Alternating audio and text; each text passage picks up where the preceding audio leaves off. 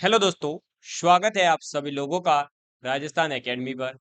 मैं परवीन सिंह आप सभी लोगों को आज कंप्लीट डिटेल के अंदर बिल्कुल एकदम डिटेल के अंदर बात करने वाला हूं जो EMRS यानी एकलव्य मॉडल रेजिडेंशियल जो स्कूल है उसके बारे में। ठीक है।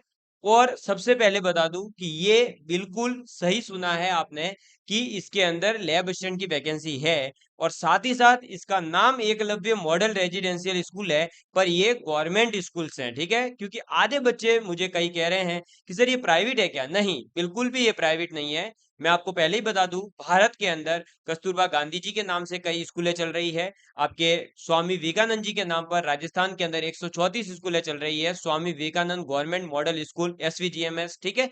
ऐसे ही EMRS भी है यानी एकलव्य मॉडल रेजिडेंशियल स्कूल भी है। और मेरे घर से जस्ट 5 किलोमीटर की डिस्टेंस पर भी एक स्कूल अवेलेबल है राजस्थान के अंदर।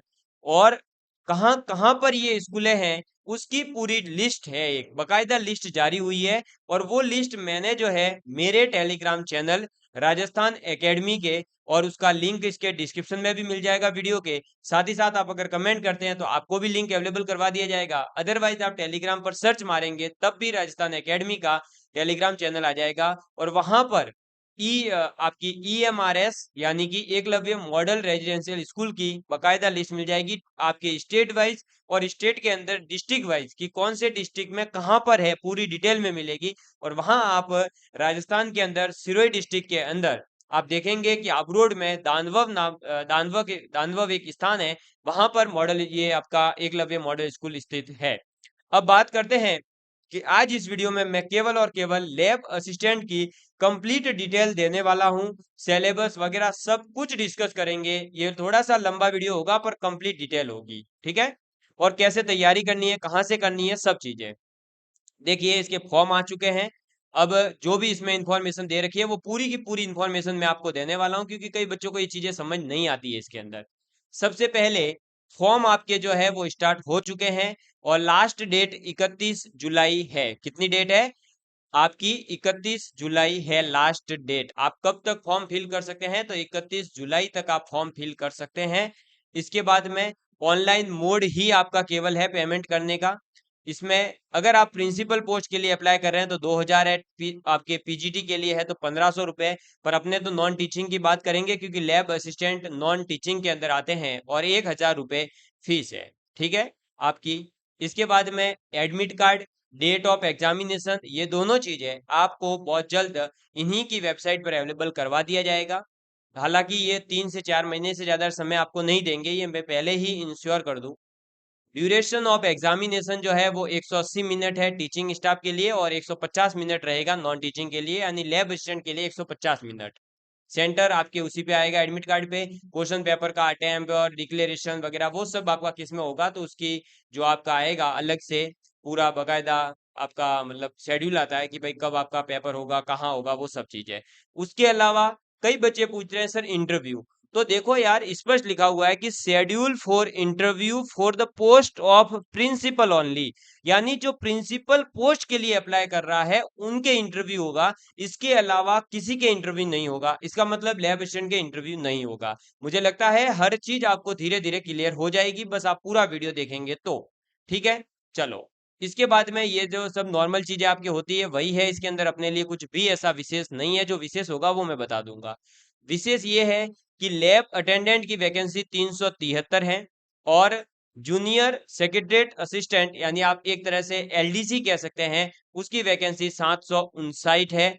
और अकाउंटेंट की वैकेंसी 361 है। मैं नॉन टीचिंग की बात कर रहा हूँ। टीचिंग के लिए PGT और प्रिंसिपल की है, TGT की इसमें वैकेंसी नहीं है। ठीक। तो ये बता दिया, लैब असिस्टेंट की 373 हो गई। ठीक है। चलो, अब और कोई चीजें हैं जो क्लियर कर देता हूं मैं आगे आपके। तो ये देख लीजिए, 373 है, 361 है, और ये बाकी ये अपना किस वाइज में कहाँ पर क्या होगा वो आपको पता ही होगा। अब इतना ज्यादा मैं बता नहीं रहा हूँ। ठीक है। ये आप खुद देख लेना। बाकी सब चीजें सिंपल है एकदम। और किसी कैंडिडेट का अगर ये डाउट है कि मैं 2 जगह फॉर्म फिल कर सकता हूँ, हाँ कर सकते हो। आपकी अगर क्वालिफिकेशन 2 एग्जाम के लिए एलिजिबल है तो। ठीक। प्रिंसिपल वगैरह का पेमेंट तो हाई होता ही है, इसमें कोई देखने की बात नहीं है। अपने लैब असिस्टेंट की बात करें तो लेवल 1 के अंदर आएगा 18,000 से लेकर 56,900 का जो है आपका रहेगा क्या, तो मैट्रिक्स का जो है पे लेवल, ठीक है। अगर किसी बच्चे को लगता हो कि इसी के बीच सैलरी वगैरह रहती है क्या, नहीं, देखो सैलरी वगैरह सब कुछ अलग होता है, ठीक है। उसमें इसका ये 18,000 मिनिमम होगा या 56,900 मैक्सिमम होगा या ऐसा कुछ भी नहीं होता है। इसकी सैलरी आपका डीएन एचआरएन उस पर डिपेंड करती है, प्रॉपरली एकदम अलग जाती है सैलरी। और आपको बस थोड़ा सा हिंट दे दूं कि आपकी जॉब लगते ही लगभग आपके पास 35,000 रुपए के आसपास आपकी सैलरी होगी। उसमें भी डिपेंड करता है कि डीए कितना है जब आप लगते हैं, क्योंकि जितना डीए बढ़ता है वो डीए 4% 5% उस हिसाब से सैलरी भी बढ़ती जाती है हर 6 महीने में, ठीक है। इसलिए चलिए, ये कहीं बाहर कुछ हुआ है इसलिए बजा एकदम। इसके बाद बात करते हैं, तो पेपर जो है आपका ऑफलाइन होगा, ओएमआर बेस्ड होगा, तो पेन पेपर से होगा, मतलब आपको ऑनलाइन पेपर की तैयारी नहीं करनी है, ठीक। चलो, अब अपने जो एग्जाम का पैटर्न रहेगा वो क्या रहेगा उसकी बात करें, तो जूनियर असिस्टेंट जो जूनियर सेक्रेटरीट असिस्टेंट है यानी जो एलडीसी है, उसके अंदर देखो आपके सब्जेक्ट आएगी reasoning, quantitative aptitude, general awareness, computer जो हिंदी और इंग्लिश है उसका नॉलेज होना चाहिए, और पांचवा आपके कंप्यूटर नॉलेज होना चाहिए। सभी एक नंबर का एक ही क्वेश्चन है, 20 20 30 ये जो भी है, ठीक है, 150 क्वेश्चन आएंगे। और टाइपिंग टेस्ट होगा, ये सिर्फ इसलिए बता रहा हूँ क्योंकि इसमें भी 12वीं पास ही मांगा है, तो कई बच्चे बार बार पूछ रहे हैं, तो ठीक है। चलो, अब बात करते हैं मेन अपने लैब असिस्टेंट की। इसके अंदर ऑब्जेक्टिव टाइप के क्वेश्चंस होंगे, 120 मार्क्स का पेपर होगा, 4 पार्ट होंगे आपके। पहला रीजनिंग एबिलिटी, 15 क्वेश्चन आएंगे 15 मार्क्स के। जनरल अवेयरनेस, 15 क्वेश्चन आएंगे 15 मार्क्स के। लैंग्वेज कॉम्पिटेंसी यानी जनरल नॉलेज किसका, हिंदी और इंग्लिश का, दोनों 15 15 नंबर की रहेगी, तो 30 नंबर की हिंदी और इंग्लिश आने वाली है। और सब्जेक्ट स्पेसिफिक नॉलेज 60 क्वेश्चंस आने वाले हैं, 60 नंबर के, हर क्वेश्चन 1 नंबर का रहेगा। आपको 150 मिनट यानी 2.5 घंटे मिलने वाले हैं, ये मैंने पहले ही क्लियर कर दिया है। नेगेटिव मार्किंग हाँ होगी, कितनी, 0.25 यानी 1/4 नेगेटिव मार्किंग है, ठीक है। अब आपको बता दूं, देखो ये 4 सब्जेक्ट है, इनका सिलेबस क्या है, पर्टिकुलर कौन कौन से टॉपिक है, वो भी मैं अभी आगे समझाऊंगा, ठीक है। अभी डरना मत, केवल अभी देख लो। स्पेसिफिक सब्जेक्ट यानी कि फिजिक्स केमिस्ट्री और बायोलॉजी की बात हो रही है यहाँ, ठीक है। वो 60 नंबर की आएगी और 60 ही क्वेश्चन आने वाले हैं। चलो, बाकी आपका ये सब ठीक है। ओएमआर के अंदर आपको एक ही ऑप्शन टिक करना है वगैरह, वो ओएमआर सबको पता ही है ना। सिलेबस मैं अभी बता ही रहा हूँ आपको, आगे और कुछ चीजें अपने काम की है तो मैं देख लेता हूँ। कुछ भी वैसे मैंने पढ़ रखा है, कुछ भी काम का नहीं है इसके अंदर, सब चीजें जो है नॉर्मल है। क्वालिफिकेशन की बात कर लेते हैं, तो वो सबको पता ही है क्योंकि ये मैंने बता रखा है पहले भी, है ना। पर ये देख लीजिए, दो 12th पास बच्चों के लिए है, एक है जूनियर सेक्रेटरीट यानी एलडीसी की, तो 12th पास आप होने चाहिए। और आपके पास में जो है हिंदी और इंग्लिश में टाइपिंग कितनी होनी चाहिए, तो इंग्लिश में करते हो तो 35 वर्ड्स पर मिनट, और अगर हिंदी में टाइपिंग करते हो तो 30 वर्ड पर मिनट। इसके बाद में लैब अटेंडेंट के अंदर 10वीं पास हो, और उसके साथ अगर आपने डिप्लोमा कर रखा है लेबोरेटरी टेक्निक का, जिसे कहते हैं डीएमएलटी, ठीक है, मतलब diploma in medical laboratory test, वो अगर आपने कर रखा है और आप 10वीं ही पास है, तब भी आप फॉर्म फिल कर सकते हैं। पहला क्राइटेरिया ये है। और दूसरा लिखा है और यानी कि या तो ये होना चाहिए या ये होना चाहिए, दोनों नहीं बोला है। तो दूसरा आपसे बोला है कि आप 12th पास होने चाहिए विथ साइंस स्ट्रीम। अब साइंस स्ट्रीम के अंदर बायो भी आ गई और मैथ्स भी आ गई, और दोनों एलिजिबल है, ठीक है। क्योंकि मैं खुद मैथ से हूं और मैं लैब स्टूडेंट हूं, आपको बता रखा है। एनवीएस लैब अटेंडेंट के अंदर मैं भी सिलेक्टेड हूँ, इससे पहले मैंने आपको बता रखा है, जब एनवीएस लैब अटेंडेंट की वैकेंसी आई थी तब भी हमारे कई स्टूडेंट सिलेक्ट हो चुके हैं राजस्थान एकेडमी से ऑलरेडी, ठीक। चलो, बाकी सब चीजें आपकी वही लिखी हुई है, आप खुद घर बैठ के आराम से पढ़ सकते हैं। एज रिलैक्सेशन वगैरह वही नॉर्मल जो रहता है, और मुझे पता है जो 12वीं पास बच्चा होगा वो एज रिलैक्सेशन वगैरह की टेंशन लेगा ही नहीं, ठीक है। तो ये तो थी आपके इंफॉर्मेशन सब। बाकी इसके बाद ये सब जो है आपके आगे जो दे रखे हैं, वो आपके क्या बोलते हैं उसको, ओबीसी वगैरह का जो भी सर्टिफिकेट्स वगैरह क्या कैसे बनाना है वो है, ठीक है। और अगर आपका कोई जो है फिजिकल लिमिटेशंस है, तो आप किसी को अगर साथ में रखना चाहते हैं, तो वो सब इंफॉर्मेशन दे रखी है, ठीक। तो ये आपका जो भी मोटे मोटे तौर पर बताना था वो बता दिया। अब मैं बात करता हूँ सिलेबस की और कहाँ से तैयारी करनी है उसकी, तो मैं अब चलता हूँ सिलेबस वाले पोर्शन पर। तो देखिए, डिटेल्ड सिलेबस जो है वो मैं आपके सामने लेकर के आ गया हूँ, और इसके अंदर मैं कंप्लीट डिटेल में बता दूंगा। तीनों ही पोस्टों के लिए इस पीडीएफ के अंदर सिलेबस दे रखा है, वो अकाउंटेंट के लिए, जूनियर सेक्रेटरीट असिस्टेंट के लिए और लैब अटेंडेंट के लिए। ये पीडीएफ हमारे टेलीग्राम चैनल पर अवेलेबल है, आप आराम से जाकर के देख सकते हैं, ठीक है। जनरली अगर देखूँ तो अकाउंटेंट जूनियर सेकेंडरी असिस्टेंट और लैब असिस्टेंट तीनों का ही सिलेबस थोड़ा थोड़ा सेम ही दे रखा है, कुछ कुछ चीजें ही अलग है। ठीक है, तो ये आ गया आपका पूरा अकाउंटेंट वगैरह का सिलेबस है, आप देख सकते हैं आराम से। ठीक है, और ये आपका जूनियर सेक्रेटरी असिस्टेंट का है। और अब बात करते हैं लैब अटेंडेंट का क्या सिलेबस है। तो सबसे पहले रीजनिंग है।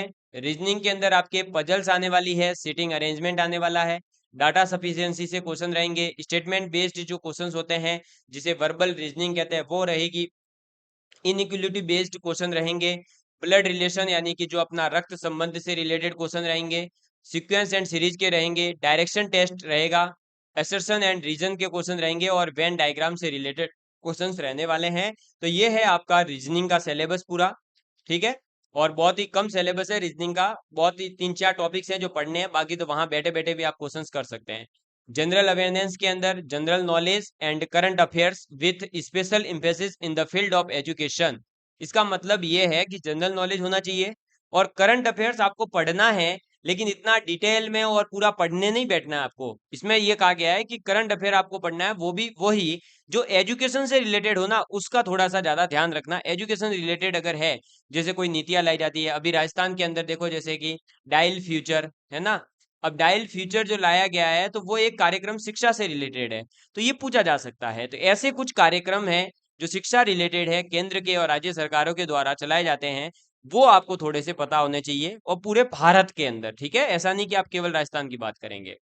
इसके बाद में जनरल हिंदी है आपके, जिसमें संधि पढ़ना है, समास पढ़ना है, विलोम शब्द पढ़ने हैं, पर्यायवाची शब्द पढ़ना है, सामान्य अशुद्धियां पढ़नी है, वाक्यांशों के लिए जो एक शब्द होते हैं उनके बारे में पढ़ना है, मुहावरे और लोकोक्तियां पढ़नी है, और जो अपठित गद्यांश होते हैं यानी जो गद्यांश आएगा उस पर बेस्ड कुछ क्वेश्चंस आएंगे, वो आपको करने हैं। ये एग्जैक्ट पैटर्न इसी टाइप का आपके एनवीएस लैब अटेंडेंट का भी रहता है, तो आपको मैं पूरी अच्छे तरीके से तैयारी करवा दूंगा, किसी भी विद्यार्थी को डरने की जरूरत नहीं है। और अगर आप जो बताया जा रहा है वो करते गए तो आपका सिलेक्शन भी निश्चित रूप से हो सकता है। ठीक, चलिए, इसके बाद में जनरल इंग्लिश की बात करें तो इंग्लिश में आपको वर्ब पढ़नी है, टेंस पढ़ने हैं, वॉइस पढ़ने हैं, सब्जेक्ट वर्ब एग्रीमेंट जो पढ़ते हैं, आर्टिकल्स पढ़ने हैं, कंप्रहेंशन पढ़ना है, फिल इन द ब्लैंक्स आपको पता होने चाहिए जो इन सभी के बेस्ड पर ही आएंगे, यानी टेंस वॉइस वगैरह इन पर बेस्ड फिलिंग द ब्लैंक्स आएंगे, एडवर्ब पढ़नी है, एरर करेक्शन आना चाहिए, और आपका जो सेंटेंस रीअरेंजमेंट होता है वो पता होना चाहिए, अनसीन पैसेज पर बेस्ड क्वेश्चन आएंगे, वोकेबलरी आपकी तैयार होनी चाहिए, एंटोनिम्स है, सिनोनिम्स है, ग्रामर है, आइडम्स एंड फ्रेज है, मतलब इंग्लिश बेसिकली जनरल इंग्लिश यानी नॉर्मल इंग्लिश आपको आनी चाहिए। इसके बाद में सब्जेक्ट स्पेसिफिक नॉलेज जो है वो आपको ज्यादा इंपॉर्टेंट है, क्योंकि ये 50% आपका कवर करेगा। 120 में से 60 नंबर अकेले आपके सब्जेक्ट स्पेसिफिक नॉलेज के हैं। ठीक है, अब सब्जेक्ट स्पेसिफिक नॉलेज के अंदर आपको क्या पढ़ना है, कैसे पढ़ना है, वो चीजें मैं बता देता हूं। देखो भाई, नॉलेज ऑफ लैब वर्क यानी लैब के अंदर जो कार्य होता है उसकी आपको थोड़ी सी जानकारी होनी चाहिए, नॉलेज होना चाहिए। लैब के अंदर कौन कौन से इक्विपमेंट होते हैं उनकी जानकारी होनी चाहिए। Knowledge of experiments of chemical, जो भी केमिकल्स होते हैं उनका जब आप एक्सपेरिमेंट्स करेंगे तो उसका नॉलेज आपको होना चाहिए। सेफ्टी प्रोटोकॉल्स ऑफ लैब क्या होते हैं वो पता होने चाहिए। साइंटिफिक नेम ऑफ केमिकल्स आपको पता होने चाहिए। इक्विपमेंट्स के जो साइंटिफिक नाम होते हैं वो पता होने चाहिए। Knowledge of different methods commonly used in lab, lab के अंदर जो अलग अलग कॉमन यूज में आने वाले मेथड्स हैं वो आपको पता होने चाहिए। अब ये उसी को पता हो सकते हैं जो लैब के अंदर ऑलरेडी कार्य कर रहे हैं, जैसे मैं कार्य कर रहा हूँ, या हो सकता है और भी आपको कोई पढ़ा रहा हो यूट्यूब पर, तो वो लैब में अगर कार्य कर रहा है तो आप उस पर विश्वास करें। अब वो आपको अगर किसी बुक में से बता रहा है तो हो सकता है कि उससे क्वेश्चन नहीं आए, क्योंकि क्वेश्चन आएंगे यहाँ पर प्रैक्टिकल बेस्ड। क्यों? क्योंकि आपको बना रहे हैं वो लैब अटेंडेंट, यानी आपको लैब की जानकारी होनी चाहिए। अब लैब की जानकारी बुकों में नहीं लिख सकते आप कि मैं ये करता हूँ, मैं वो करता हूँ। जो मैं करता हूँ वही आपको पढ़ाऊंगा, और वही चीज आपसे फिर पूछी भी जाने वाली है। ठीक है, फिर आपके टेक्निक्स एंड आपको फिजिक्स केमिस्ट्री और लाइफ साइंस यानी बायोलॉजी के बारे में नॉलेज होना चाहिए। अगर मैं बात करूं स्पष्ट तौर पर, तो राजस्थान लैब असिस्टेंट के अंदर जो फिजिक्स केमिस्ट्री बायोलॉजी का पोर्शन पूरा 12th लेवल तक का दे रखा है, उस लेवल तक के क्वेश्चन आपके नहीं आएंगे। आपके क्वेश्चन आएंगे सिंपल, और आपके क्वेश्चन आएंगे प्रैक्टिकल बेस्ड, यानी जिसमें आपको खुद को थ्योरी पर बेस्ड नहीं होगा कि आपके ओम का नियम क्या है या ओम का नियम क्या की रिलेशन कहता है, जैसे V is equal to I R होता है। अब V is equal to I R पर बेस्ड क्वेश्चन नहीं आएगा, वहां क्वेश्चन आएगा कि अगर हम जो है रेजिस्टेंस को इतना बढ़ाते हैं तो बताइए वोल्टेज पर कितना फर्क पड़ता होगा। ये वायर लेते हैं तो क्या होगा, मतलब एक प्रैक्टिकल बेस्ड क्वेश्चंस आने वाले हैं बेसिकली। और मैंने देखा है कि एनवीएस के अंदर बेसिकली क्वेश्चंस जो है प्रैक्टिकल बेस्ड ही आते हैं आपको, लेकिन टेंशन नहीं लेना है, वो भी आपको बता दिया जाएगा कैसे करना है ना, बिल्कुल टेंशन मत लो। अब देखिए, ये था आपका सिलेबस। अब मैं आपको इसके अंदर बता दूं कि आपकी कंप्लीट रीजनिंग है ना। देखिए मैं कुछ चीजें आपको बता रहा हूं आपके सामने। आपकी कंप्लीट रीजनिंग जो है, कंप्लीट रीजनिंग, साथ में आपकी कंप्लीट हिंदी, जो भी मैं ठीक कर रहा हूं उसके बारे में बता देता हूं। कंप्लीट आपकी रीजनिंग और कंप्लीट आपकी हिंदी, ये अगर आपको चाहिए है, केवल ये दो सब्जेक्ट्स, तो इनकी फीस हमने रखी है 100 रुपीज, और हमारे ऐप पर इसका कोर्स हम अवेलेबल करवाने वाले हैं। ठीक है, जिस भी विद्यार्थी को अगर इस कोर्स के अंदर एनरोल होना है तो वो हमारे ऐप को डाउनलोड करके हमसे जो है चैट बॉक्स में बात कर सकता है। हम आपको बता देंगे जैसे ही कोर्स आपका लॉन्च होगा।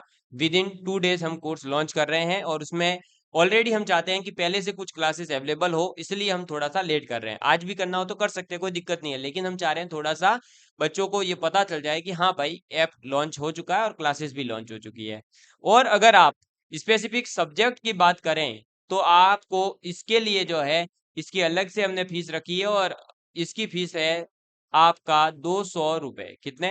200 रुपए। देखो मैं स्पष्ट यहाँ पर जो भी है वो चीजें स्पष्ट कर रहा हूँ, ऐसा नहीं कह रहा ऐप में जाओ वहां जाओ, कुछ नहीं करना है। तो मैंने आपको बता दिया है।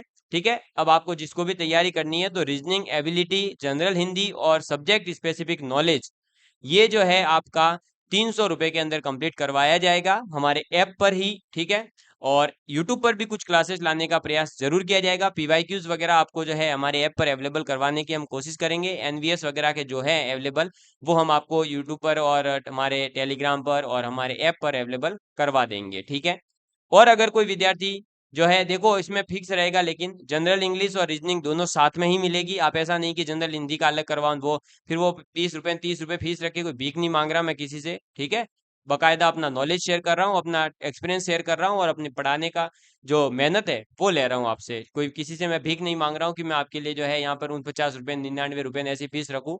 स्पष्ट है अपना, जिसको पढ़ना है वो पढ़ेगा, नहीं पढ़ना है तो मत पढ़िए। मेरी तरफ से कोई किसी को मैं ये नहीं कह रहा हूँ कि नहीं आओ मेरे से ही पढ़ो, मैं ही टॉपर हूँ, मैं ही पढ़ा सकता हूँ, मैं ही आपको सिलेक्शन करवाऊंगा, नहीं। आपको पढ़ना पड़ेगा, हाँ मैं सिर्फ आपको गाइड कर सकता हूँ और पढ़ा सकता हूँ। और कई बच्चे हमारे सेलेक्ट हैं ऑलरेडी, आप देख सकते हैं कहीं भी हमारे चैनल्स पर भी और अदर चैनल्स पर भी मेरे वीडियोस अवेलेबल हैं। आप देख सकते हैं मैथ, साइंस और जो है रीजनिंग, हिंदी वगैरह के वीडियोस, काफ़ी वीडियोस मेरे अवेलेबल है। चलिए, तो धन्यवाद। इसके अलावा अगर फिर भी कोई डाउट है तो आप ऐप डाउनलोड कर लेना, वहाँ चैट बॉक्स में लिख देना, जो भी डाउट होगा क्लियर कर दिया जाएगा। फीस मैंने बता दी है, इसी के आसपास कुछ फीस रखेंगे, और कुछ विद्यार्थियों को ऑफर देने का प्रयास जरूर करूंगा, जो विद्यार्थी पहले आएगा। ठीक है, चलो, तो आपको जो है सभी लिंक वगैरह हमारे डिस्क्रिप्शन में दे रखी है। तो सिलेबस मैंने आपका डिस्क्राइब कर दिया है, सिलेबस के अंदर क्या करना है, क्या क्या सब्जेक्ट्स है वो बता दिया है, और पूरा ईएमआरएस की पूरी डिटेल दे दी है। ठीक है, अब इसके अलावा और कोई भी किसी का डाउट है तो आप जो है कमेंट कर देना, सॉल्व कर दिया जाएगा। धन्यवाद। जय हिंद, जय भारत।